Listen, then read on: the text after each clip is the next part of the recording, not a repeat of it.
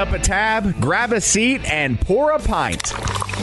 It's time for the Beer Guys Radio Show. You want free beer? Go to the brewery. Dedicated to the art, science, and enjoyment of craft beer. Yo, what's wrong with the beer we got? Now, here are your hosts, Tim Dennis and Brian Hewitt.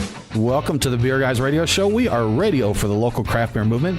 This week we're broadcasting from the Beer Guys Radio Studios at Monger Brewing in Marietta, Georgia. I'm Tim Dennis. And I'm Brian Hewitt. This week we're talking with Tim Doles and Andrew McNally from Montgomery, Alabama's Common Bond Brewers. Guys, thanks for joining us. Hey, thanks for having us. Thank you very much. Appreciate it. You enjoying the Atlanta traffic so far, I hear, right? Of course, as much as we can. Absolutely beautiful. Good stuff. So, Brian, another busy beer drinking week. Indeed. As we're known to do. So, I got out just recently, went over to Pontoon Brewing and did a tasting panel for them. But when they launch a new beer, they bring several people in of all walks of beer life there to sample it and give tasting notes on it. Check it out. And this was the Kill the Pain, a painkiller Berliner. So how was that? It was pretty good. Yeah, it was pretty good beer, so I enjoyed that. Always fun tasting panel there. Also hit Old 320 Fest. We both checked that out, Brian. One of my favorites there was from a brewery I hadn't heard of before, Old Rail Brewing out of Louisiana. Oh, yeah. And they had that strawberry Berliner that was fantastic. Really good strawberry flavor in there. Also got old Cantillon Classic Goose. Oh, yes, you can't go wrong there. They had an orphan bottle share at the festival, and that was one that was in there. And the Red Brick and Max Lager's lager wine, which was very cool, interesting, a lager wine. You guys ever heard of that one? No, that's the first time. Yeah, so they took, if I understand correctly, they took the first runnings off an ESB batch that they did. Okay. And turned it like a barley wine, but lager. And it was really tasty. I enjoyed that one. It was good, and I was a little confused by the whole thing, but yeah, they pulled it off. They really did. It was impressive. Yeah, no argument. Yeah, that 320 Fest was just great. I had in addition to having the Cantillon Goose, which is always a thrill for me, always a nice surprise, I had the first Brute IPA I've ever had at that thing from Dry County, the Brute County, I think they called it. I liked it. I expected to like it, and it seemed like it was more than just hoppy water to me, which I think I was kind of surprised, but kind of not. Because you actually said before ever trying those, you did not think you would like that style, right? I suspected that it might be a little light. I mean, it might be missing something that I would need for my enjoyment. But, it really seemed like a really crisp, really light IPA or a light pale ale. It's like, well, this is good. I mean, I really...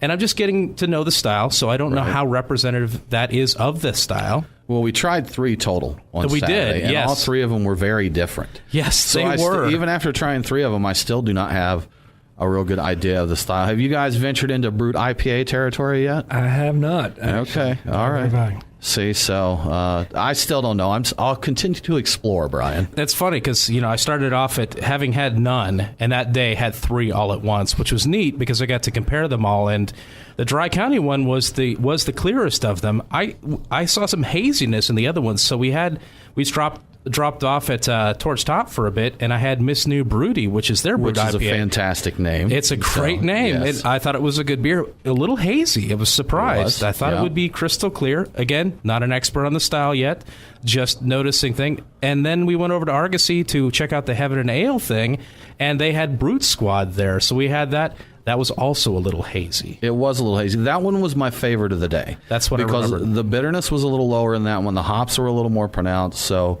that one got my vote out of the 3 that we've tried so far. I liked them all, and I'd be hard-pressed to really pick one, but again, I'm still kind of getting my head around the concept of it.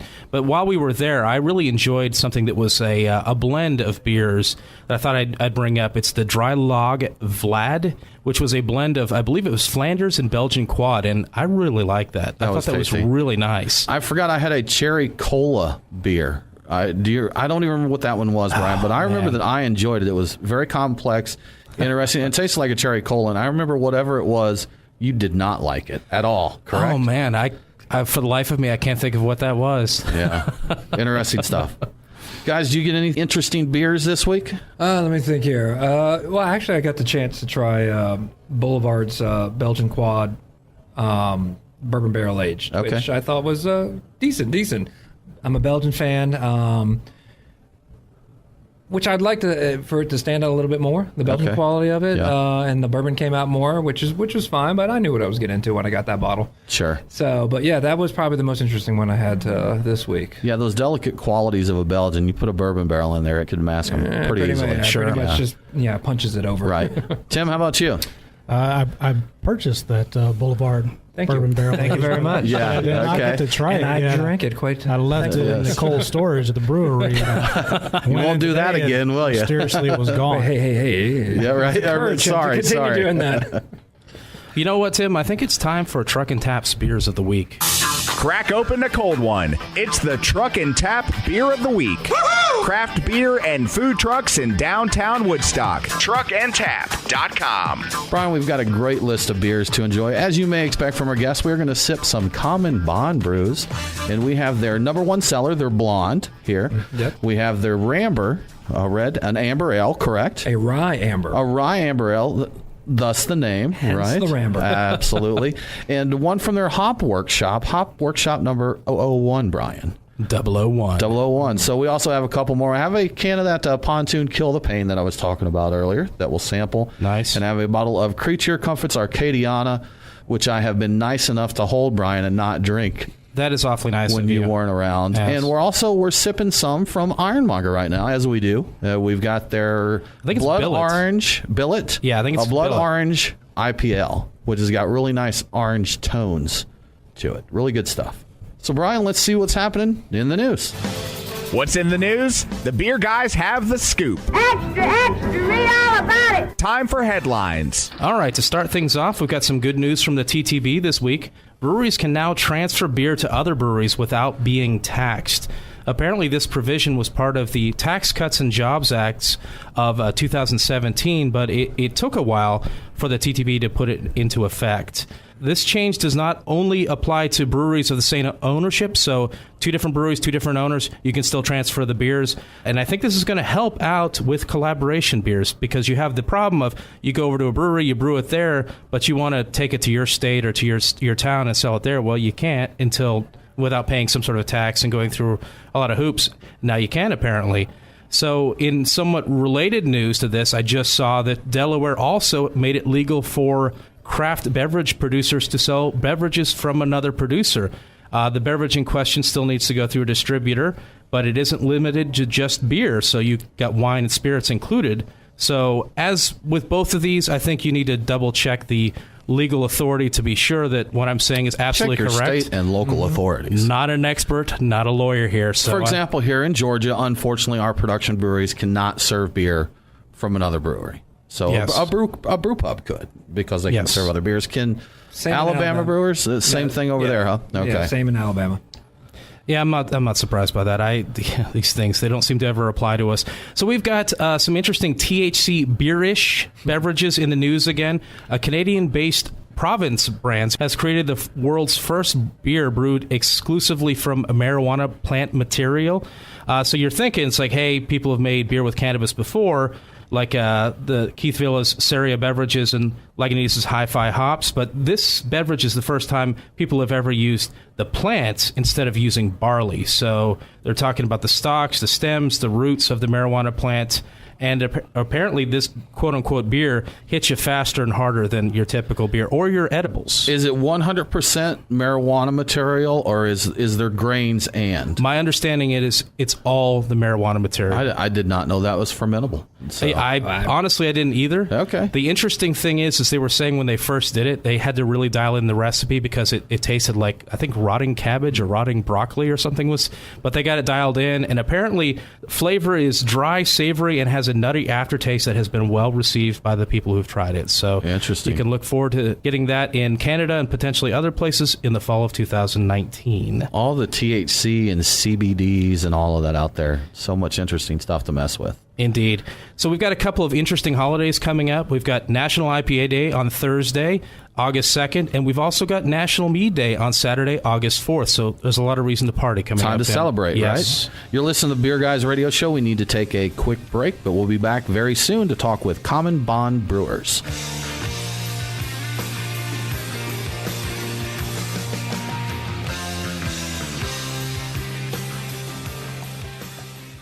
If you love wild, sour, and barrel-aged beers, be sure to check out the amazing offerings from Sweetwater's Woodlands, the Atlanta Brewery's barrel-aging facility. For the serious craft beer fan, the Woodland Circle Beer Club offers members 6 unique exclusive bottles plus other great perks. Series 2 is starting soon with more creative offerings from Cellarman Nick B. Visit the Woodlands in Atlanta, Georgia, follow Sweetwater Brew on social media, or get more information and sign up at sweetwaterbrew.com/club. That's sweetwaterbrew.com/club.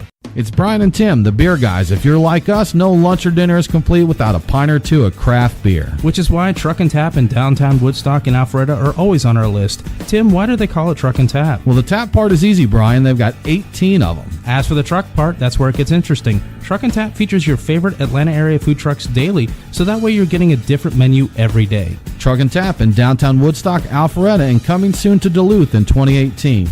Truckandtap.com. Let them know that the beer guys sent you. Craft beer forged with a reverence for tradition and new styles that start a revolution. Monger Brewing. The brewers at Monger Brewing pride themselves at being masters of barrel-aged, hoppy, and sour beers. They invite you to their tap room in Marietta, Georgia to taste and see. Also visit their barrel room for an intimate drinking experience with great live entertainment. Keep up to date on all things Ironmonger by liking them on Facebook. Monger Brewing, establishing a new standard in craft beer.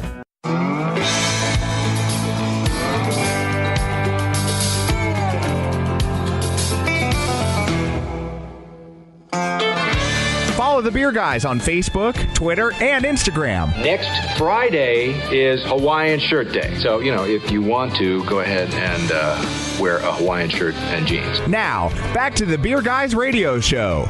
Welcome back to the Beer Guys Radio Show. For more great craft beer info, visit us on the web at beerguysradio.com.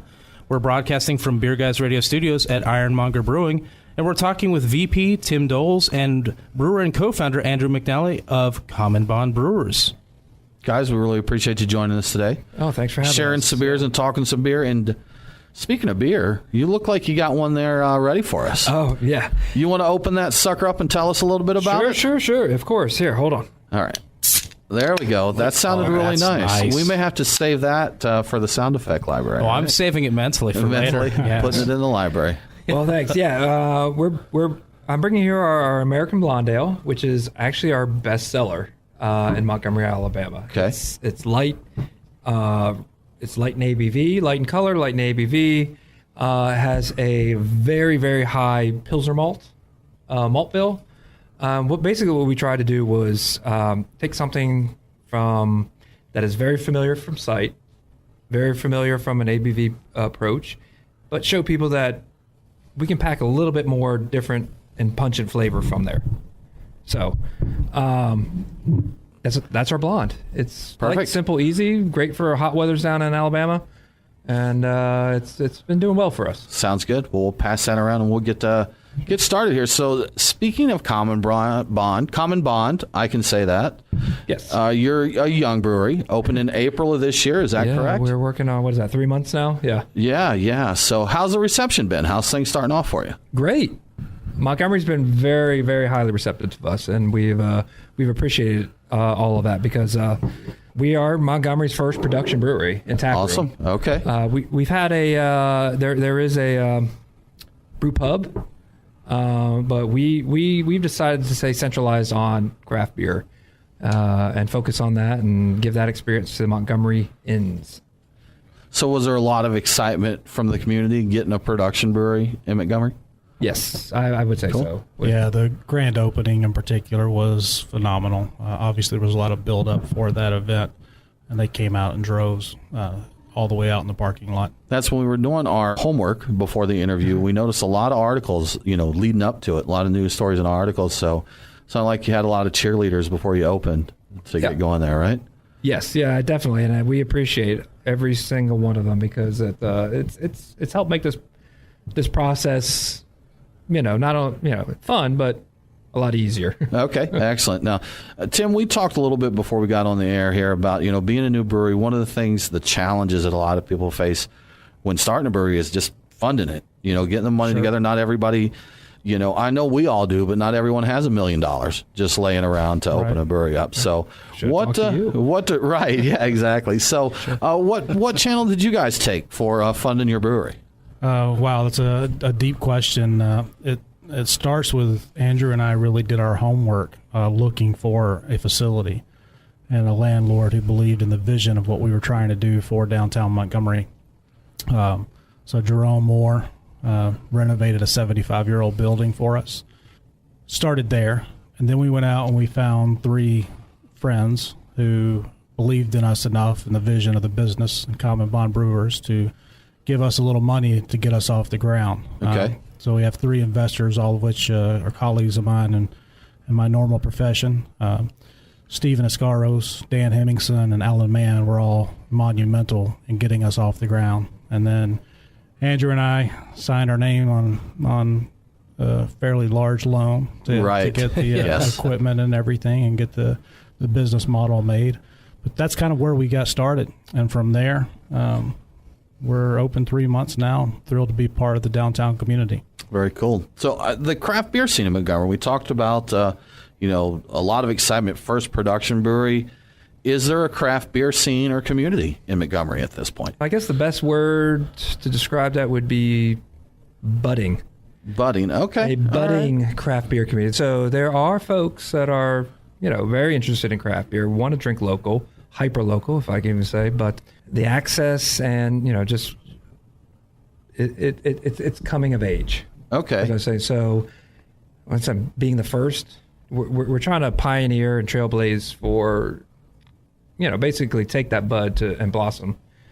Is there a lot of work involved in kind of bringing people up to speed on what it is? I mean, what you're doing, what your goals are, what your approach to beer is? I would say twofold. One, there are already the people that are interested in craft beer, and they come in, they're excited, and they want what they want, whether it's something hoppy, something malty. But then there is on the other edge, there's population that, look, they're coming from a very much a what's wrong with the beer we got mentality. Yeah. So we got what they've called again. Yeah. A funny side note is actually the brewery, Common Bond Brewers, is located in that gentleman's is it? district. Okay. Has he been out to visit yet?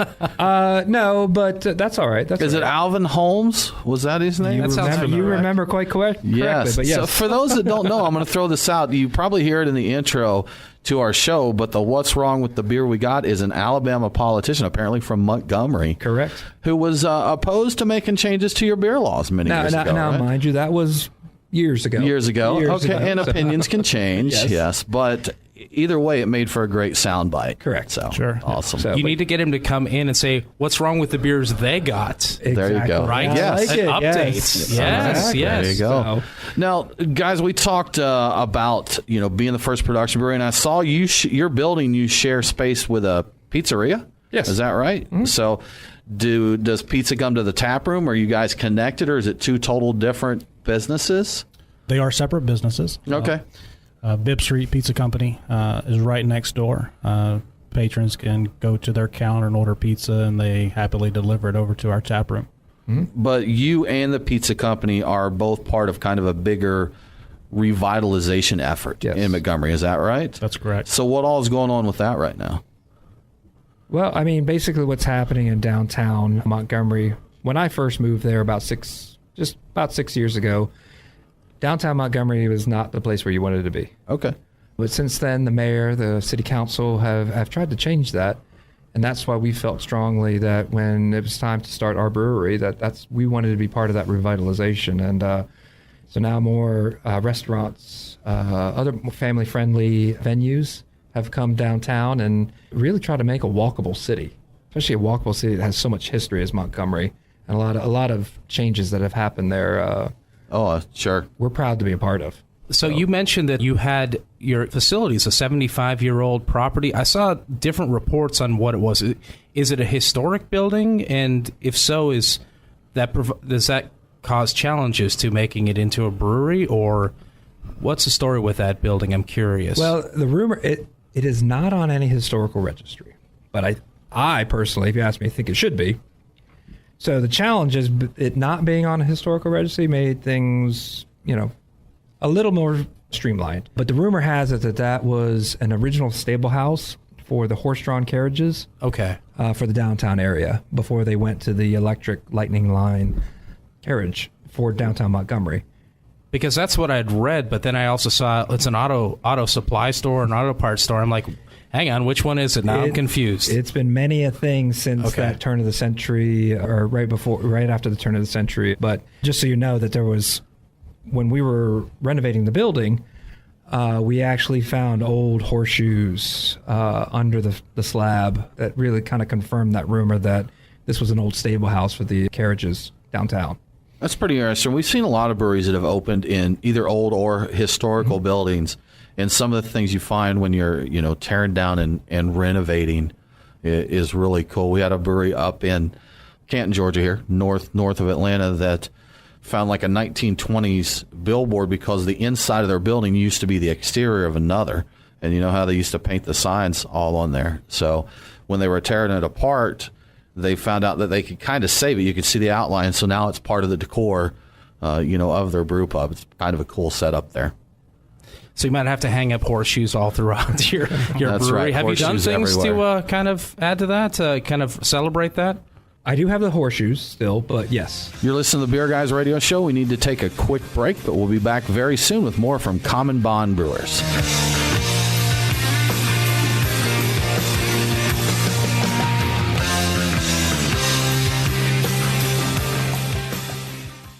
We are Reformation Brewery, celebrating the reformer in you. Locally crafted within the renowned Etowah watershed of Woodstock, Georgia, Reformation creates yeast-forward brews full of aroma and flavor crafted to last. Come see us in beautiful Woodstock, Georgia for a tour and tasting of unique brews that you can't find anywhere else. Reformation Brewery. Set beer free. ReformationBrewery.com. Are you thinking about opening a brewery in the Atlanta area? If so, take a look at the Park at Georgetown. This unique community will feature a collection of restaurants as well as a craft brewery located within the new JW Homes luxury development, Dunwoody Green. Conveniently located less than half a mile from I-285, this enclave of restaurants will be the gathering place in Dunwoody. Trim & Associates, the developer of the Park at Georgetown, wants to talk to you. For more information, call Stephen St. Paul at 404-256-2960, extension 5. That's 404-256-2960, extension 5.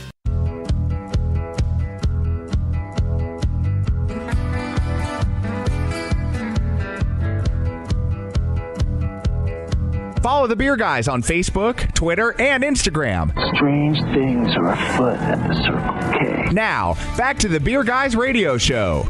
Welcome back to the Beer Guys Radio Show. I want to give a quick shout out to one of our great radio affiliates, KFLS 1450 AM in Klamath Falls, Oregon.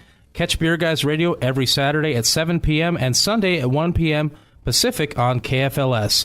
We're broadcasting from the Beer Guys Radio studios at Monger Brewing, and we're talking with Tim Doles and Andrew McNally of Common Bond Brewers. Good times, good times. So, Andrew, you got another beer there for us, don't you? Sure do. I believe some Rye Amber. Yes. So tell us about that beer. The Rye Amber. So it is a Rye Amber, hence the name. Basically, when I first moved to Montgomery, Fat Tire. Okay. Was the biggest, newest thing, and that you gonna open that beer? Or you just? Oh yeah. Oh, sorry. No, I'm gonna stare. He's teasing us. So yes. I was a fan of Fat Tire, but by the time I got there, everyone else in Montgomery had been just exposed to it. Great beer, great session, easy drinkable, nice amber. But what I tried to do, since I'm a rye fan, is just give it a little bit more rye flavor, a little extra onion layer of rye to it, but the same 5.2% amber ale, just to kick it up just a bit. It's got some really nice color to it. It does. Really good color. I didn't mention it when we were in the last segment, but that I enjoyed that blonde ale. Well, thank you. That's a nice, you got the Pilsner malt. You could tell the Pilsner in there. So a little unique for a blonde, but I like the crispness of the Pilsner. Well, thanks. So, I just enjoyable. wanted to, once again, give something that's approachable, but at the same time pack a little bit more flavor into it. Yeah. Now, is that important for you for being in Montgomery and introducing people to craft beer, having those approachable styles like that? Probably pretty critical, right? We felt so when we were developing these recipes during the planning stage, is that we we've been exposed to some great beers across the country. I've been a part of the craft beer movement that's happened from everywhere, and how Montgomery is budding to accept it.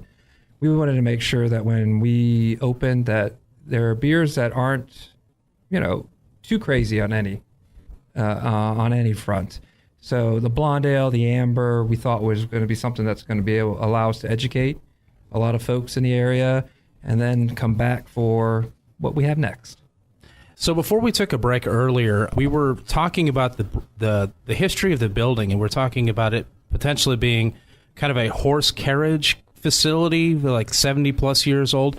I was curious if you had done anything to kind of celebrate that within the brewery, or if you have kind of a throwback to what the building used to be, or if you have plans to do that.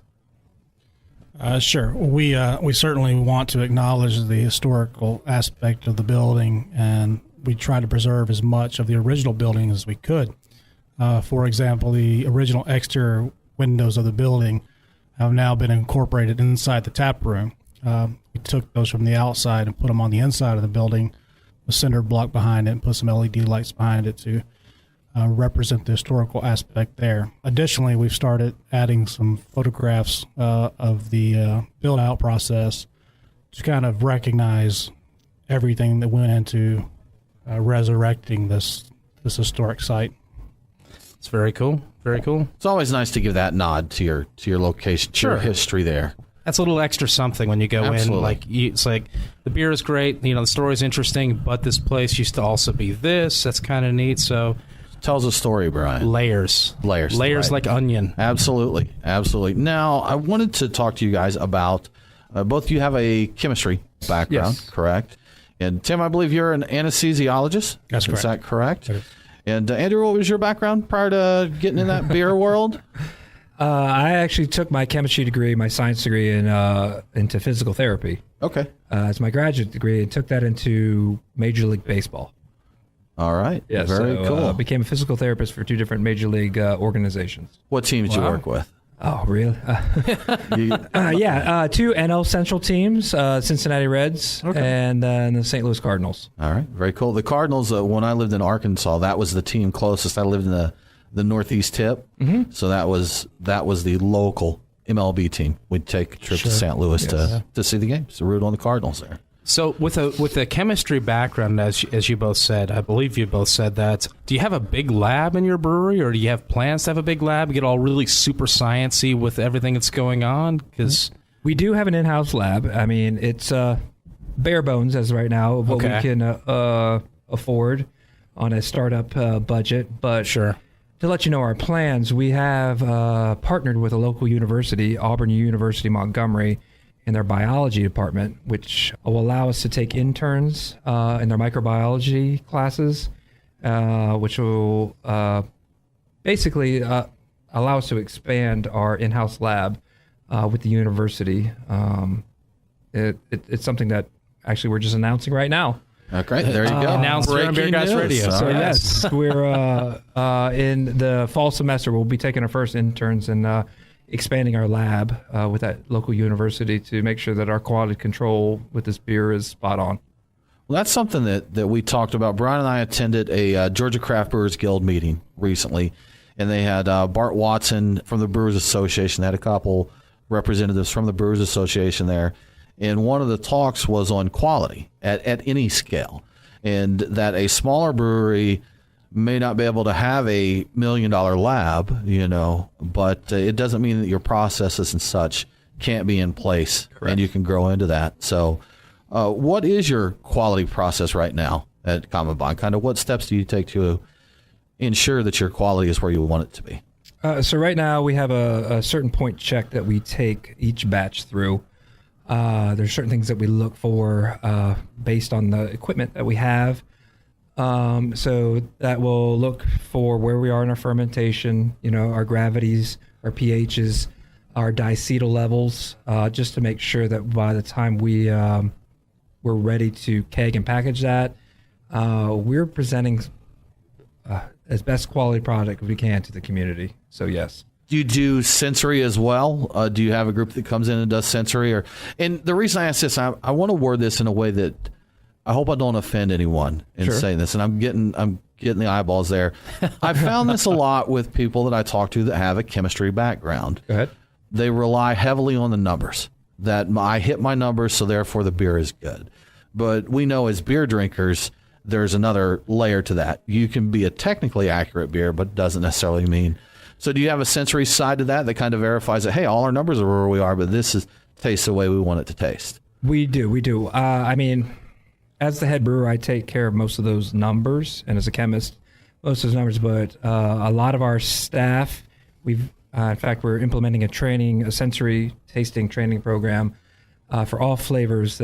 So someone that's not as technically educated as I am when it comes to the chemistry background, they can say something doesn't taste right, and then I can figure out what they're talking about, look at the numbers, and go back and hopefully figure out how can I fix this, or we need to start from scratch again. But yes, we do have a few sensory in-house staff members.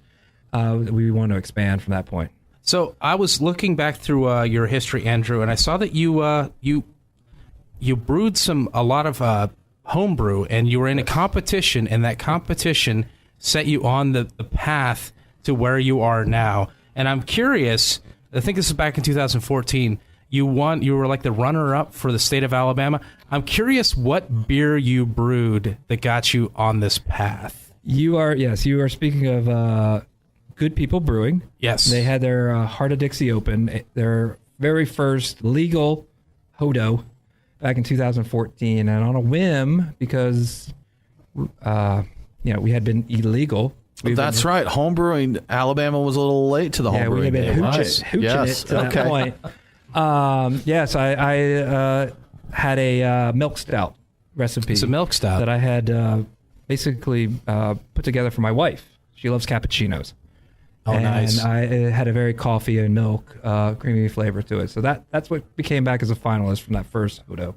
And that started it all down the path, right? I drove back from Birmingham that night and said, I'm doing this in Montgomery. That's it, when everything's changed. Awesome. You're listening to the Beer Guys Radio Show. We need to take a quick break, but we'll be back with more from Montgomery, Alabama's Common Bond Brewers.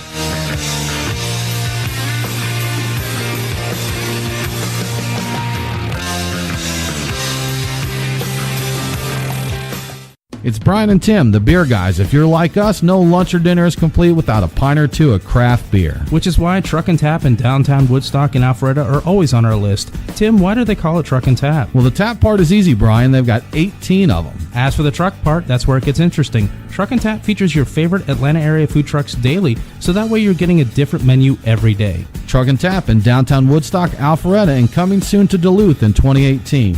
Truckandtap.com. Let them know that the Beer Guys sent you. Craft beer forged with a reverence for tradition and new styles that start a revolution.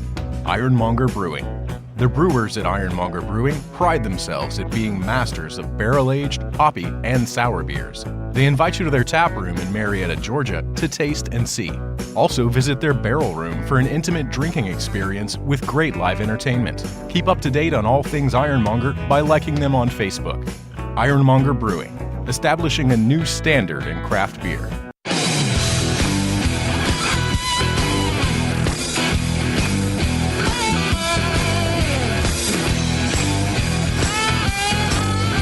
The Beer Guys on Facebook, Twitter, and Instagram. The numbers all go to 11. Does that mean it's louder? Well, it's one louder, isn't it? Now, back to the Beer Guys Radio Show. Welcome back to the Beer Guys Radio Show. Make sure to follow us on the socials, Beer Guys Radio on Facebook, Twitter, and Instagram. We are broadcasting from the Beer Guys Radio studios at Ironmonger Brewing, and we're talking with Tim Doles and Andrew McNally of Alabama's Common Bond Brewers. Guys, once again, we do appreciate you joining us, sharing your story, sharing your beers. Thank you. We've had a good time with it. And speaking of sharing beers, we've been sipping on some Hop Workshop here. Yes. So can you tell us what this beer is all about? Hop Workshop 001, correct? Yes. All right. So this is our newest series that allows me, the brewer, to basically experiment on your palate. In this case with 001, I basically just took some new varieties from our hop provider that they had, and actually some hops that I had never worked with before. Okay. And took a basic IPA recipe and used them very heavily in the recipe. In this case, Denali hops. Denali is the biggest one that we use in this recipe. And so we developed a hop workshop series as basically the ability for me to experiment with new hops, different styles with hops, different techniques with hops, and then present them to the craft beer drinker and, see what they think and go from there. So you're going to go with more than just IPAs and pale ales on this? You're going to expand into other styles? I was curious about that because they didn't say hop IPA workshop. This is hop workshop. Yeah, this is all about the hops. And there will be different styles, too, that maybe we decide to hop up, maybe we decide to dry hop that aren't typically. Yeah, it's not just about the different hop varietals. It's also about different styles that may not be hopped up. Let's try it out. Let's see what happens.